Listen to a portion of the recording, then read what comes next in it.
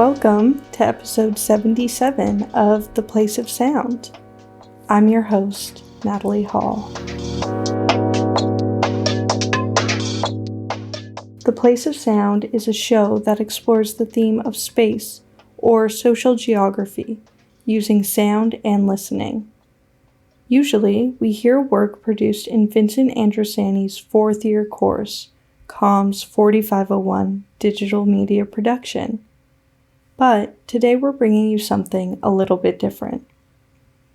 This week, I went to the Preservation Storage Facility in Gatineau, which is part of the Library and Archives Canada. This visit was organized by communications professor Siobhan Angus, who is teaching a new special topic seminar, Material Histories of Photography. The building houses tens of millions of photographs, textual documents, and film and audio reels. And going there was one of the rare moments in my academic career when I realized all the potential careers a communication degree provides you with. The facility was opened in 1997, designed by architect Ronald Keenberg, with elements of the prairies in mind. So the building features columns that look like oil rigs, sculptures modeled after grain silos, and even includes little street names guiding you through the offices. The building is usually closed off to the public, so this visit was truly an honor. We met people who worked in all areas of archival, conservation, preservation, and digitization. We were able to see and interact with workstations where bookbinding is done, photos are restored, and where film is scanned and digitized. And it brought me back to a tour I did earlier this year at the Book Arts Lab at Carleton. While working on my first radio show, Easier Said Than Done, with my co-host Emily Cowan, we had the pleasure of interviewing Larry Thompson, the master printer. Today, I'm going to play part of that interview. Larry and I sat down all those months ago, and he taught me letterpress printing. We discussed what the book arts are, the sounds you would hear from a printing workshop, and the importance of moving slowly. So, without further ado, here is my interview with Larry, starting with a little tutorial on how to do letterpress printing.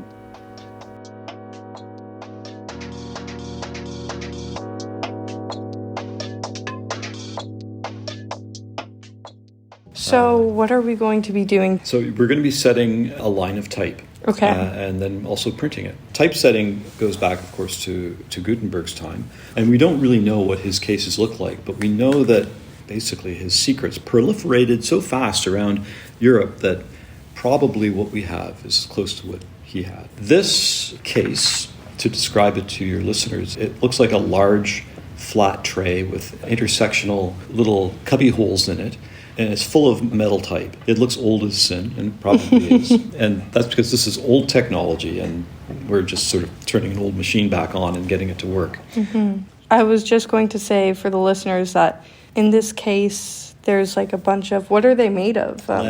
Lead, kind of long rectangular pieces, and then the little markings of the type are set on the ends. It's very cool. Yeah, there's a little R. Yeah, in reverse. In reverse, right, because you do it backwards. That's right. The way we compose type in the letterpress age, and I'm going to demonstrate for you, is you hold the composing stick like this, mm-hmm. and then open up that case of spacers there. Oh, my gosh, heavy duty. There you go. It's like a tackle case. Yeah, that's the new technology. Grab one of these quads right there. Okay. I'm not going to get into it takes a while, all the different measurements. This is basically white space. Mm. So whenever you see old text in a book or on an old page or something like that, just imagine that all around it on its original form was all this sort of spacing material metal to hold it in place when it was being printed. So every single space between every word? Every word, every single space. And lines, pieces of leading between the lines to separate lines if desired. So I'm just going to do my name as an example. So this is called a California job case. To make things more efficient for print shops in the 19th and 20th centuries, they squashed two cases together. There was originally one case for minuscules, or the small letters, and one case for the capitals. And the capitals would go on the uppercase, and the minuscules would go on the lowercase. So thus they got the terms uppercase and lowercase attached to them, which we still use today. So when we set type, we put a line of leading in the composing stick. The composing stick looks like, in this case it's metal. It would have originally been wooden. A ruler with sides on it and a bottom, and kind of a wedge. Basically, it sets the length of the line so that when you're doing all the lines, they're all the same length. I'm just going to do my first name, Larry. So I'm going to go over to the capitals, and I'm going to follow this schema right here. I'm not going to throw you into this without a guide. We have a little chart, which is very helpful. Yeah. And is it showing you where everything is? It is. Dozens of these around the lab for good reason. I've never set like this bizarre angle before. B over there. I'm sorry, I'm reaching past you. No, don't worry. So actually, I'm writing lab, and I'm going to add a spacer. Is it magnetic? Nope. It just makes that. You hear that clicking noise? That's the type settling into the metal composing stick. It does sound magnetic. Yeah. It is definitely not magnetic. Sometimes students forget and they gesture with their hand and the stuff goes flying across the room. So that's why I hang on to it with my thumb. This is the traditional way of holding a composing stick. We put spacers in. We're going to fill in the rest of this with appropriate quads. So, yeah, there's one. Put that one in there. Good. And this probably might work, except that it's too big. So, Perfect. Yeah. So what I want to do is tighten up this line so that when it's put on the press, it's solid. And then I can lift it out of here without it, falling all over the place. The other thing is that if I put this on the press like it is now, these characters are just wobbling around. And that means they might not be quite standing up straight when they get printed. That's okay for getting ink on them, but when the drum goes over it or the platen hits it, it's on an angle. Well, like sharpening a pencil, the sharp point goes very quickly. It's the same thing with the edge of type. Type is good when it's flat on its feet and prints beautifully and can last a long time. But if it's off its feet, if it's on an angle, it will wear down on one side very quickly, within just half a dozen impressions, really. So now I'm looking at this, and the letters we're pretty strong, but you can still feel that. You hear that wobble, like loose teeth. That's pretty much what it's like. Yeah. So now we're going to use our thins. Oh. So you can open up that little container. Oh, super thin. Super thin. So I'm thinking that maybe just a thin one of these guys might do the job. And these are called brasses and coppers. Coppers are the thinnest possible ones. And the brasses are the next size. And it still needs more, so I'm going to try another brass. See what happens. Yeah, here we go. I'm going to take another line on. And then my line is done. Then I can take it off, move it aside, and then we carry on. So what I'm going to do is I'm not going to take it off. I'm going to give you these to put back. This is a quick diss called dissing type, and it's not, you don't offend it. It's short for redistribution. B. Okay, space. I got that there. So there you go. You can hold it like that. There you go. So you put your thumb right over top of that quad. Okay.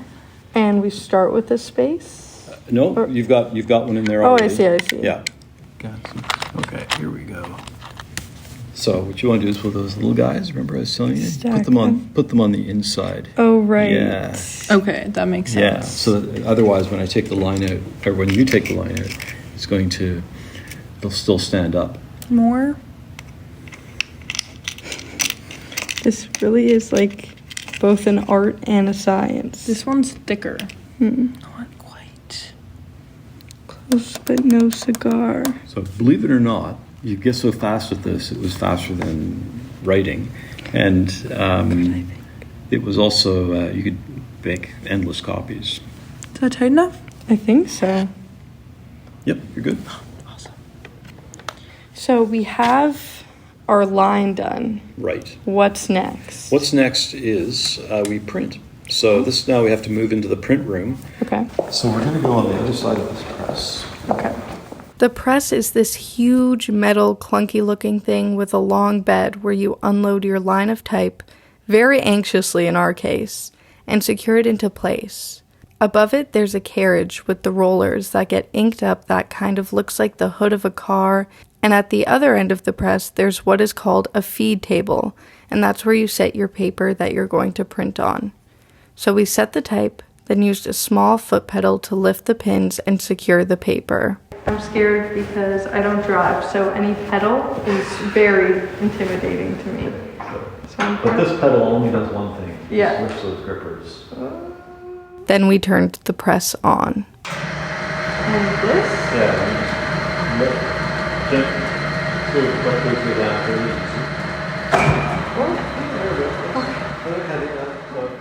And took the press for a walk, as Larry calls it. So now you take that handle and you start turning it. You roll it down the length of the press until you hear a loud click. Can I use two hands? You may. Keep going. There you go. Much like our modern printers, as you turn the crank, which leads the carriage containing the rubber rollers powered by a motor and a bike chain, down the bed and over the type, the paper gets fed through and out the other side. After a few passes and some minor adjustments, we had made a good impression, and the process was complete.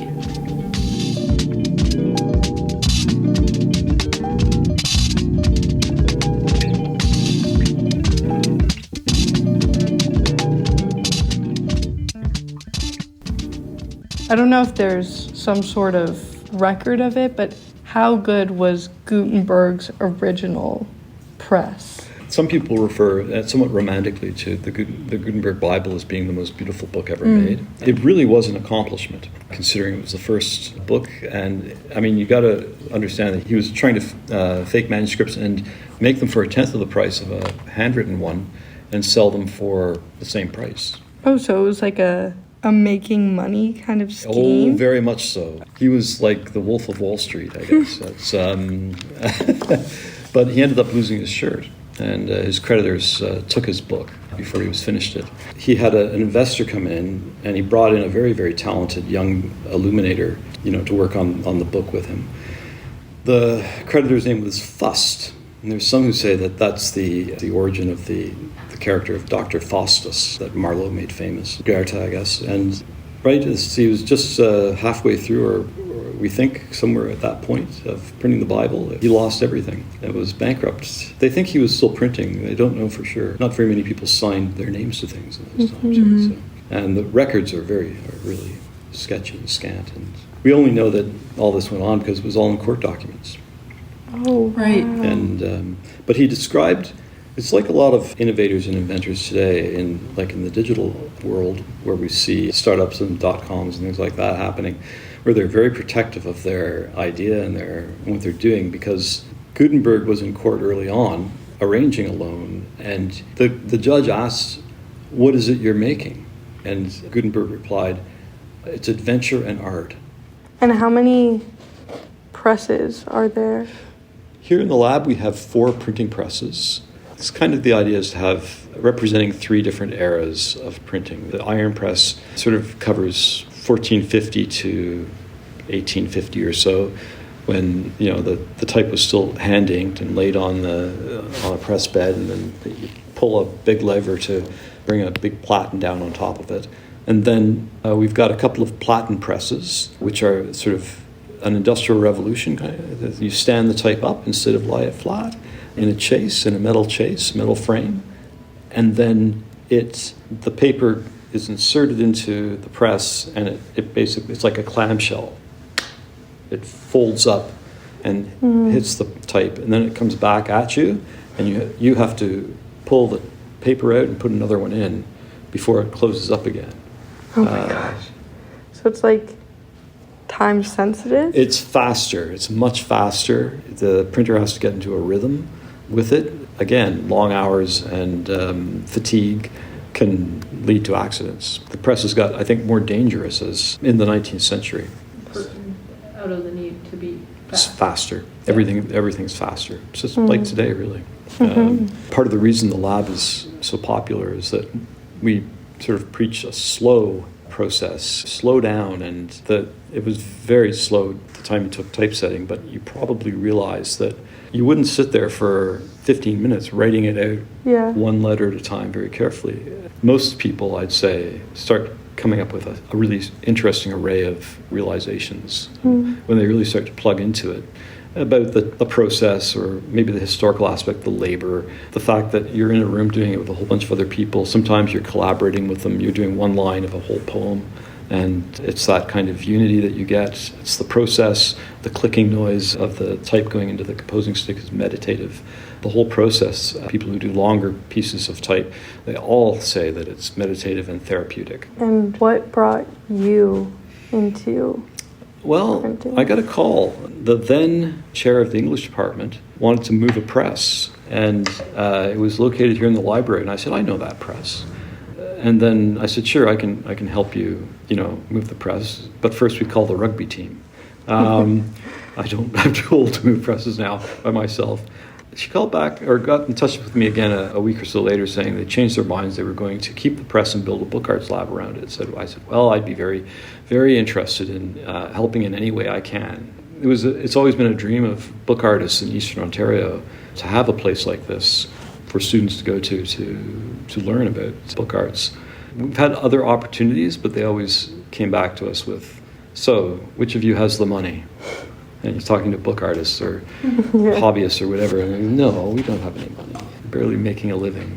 It's a space where people can come to experiment, to fail without having to worry about that being a condition of their success. We define success differently, as your understanding of the process is more important than the end result. So, book arts lab, what are the book arts? The book arts that we teach here are bookbinding, letterpress printing, which you've just experienced. You've experienced one of the pillars of the book arts. There you go. Calligraphy and mark making. There's block printing, and also we do wood engraving, and now we can do etching. We have a little etching press, which is lovely. And finally, paper making and paper decorating. We were doing some reading beforehand, and there is a mention on the website of the notion of the book. What is the notion? The notion of the book is, it's a little pet project of my own. I torment classes sometimes that come in with the question of what is a book. And some of them have been through it before and roll their eyes because they probably know the answer is that everything is a book. Everything could be a book. It all depends on how you read it, right? And it's how you look at it. A whole bunch of stones standing in a square mile, that could tell a story. We just don't know how to read it. It's still a book. They were just working on a bigger scale. and yeah, I mean, our DNA, we can read it now. So are we books? More of a philosophical discourse. Yeah. And one that doesn't have any ready answers. So you can just keep changing and adding more possibilities. For students who are very keen on classifying everything into like the type tray, every letter in every correct box, it can cause some frustration, which is good. That's part of the understanding of it. When they look at contemporary book arts, which can be a bunch of sheets hanging from the ceiling, or a book that's blown apart, all the pages on the outside and the covers on the inside, it's a work of art, yeah, but it's not just a sculpture. It's still a book. But where do you draw the line? How do you define it? It's hard. It's worth pursuing, worth studying. We usually end our interviews with a little activity.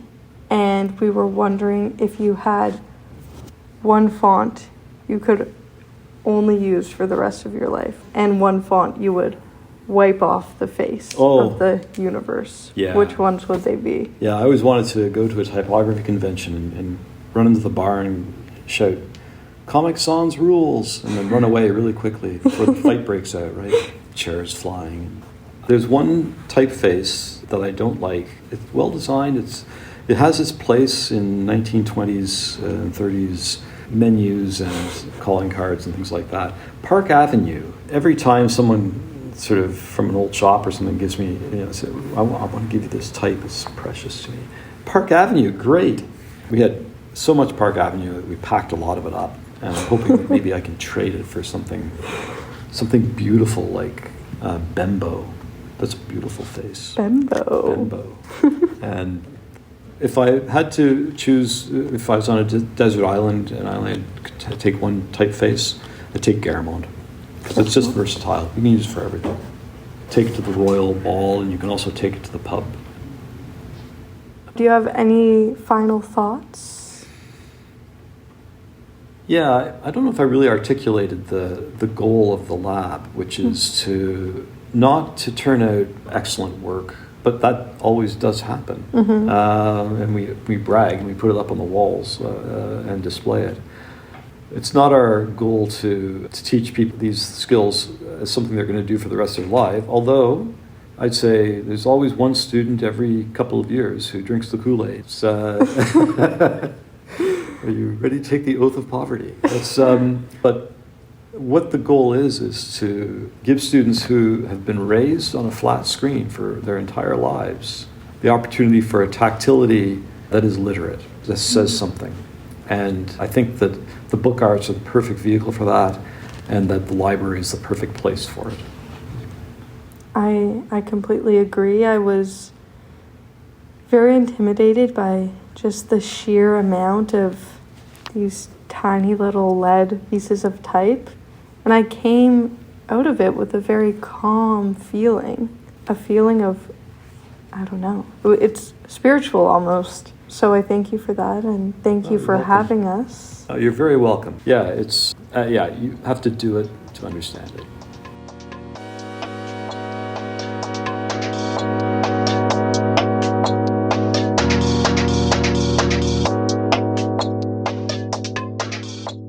And that was Larry Thompson, Carleton University Book Arts Lab's master printer.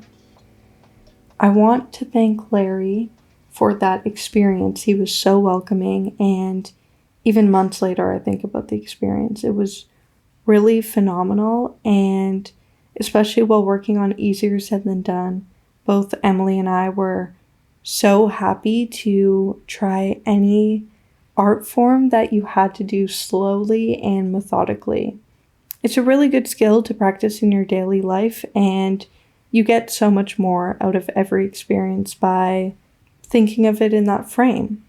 This August, Larry was awarded the Excellence in Learning Support Award.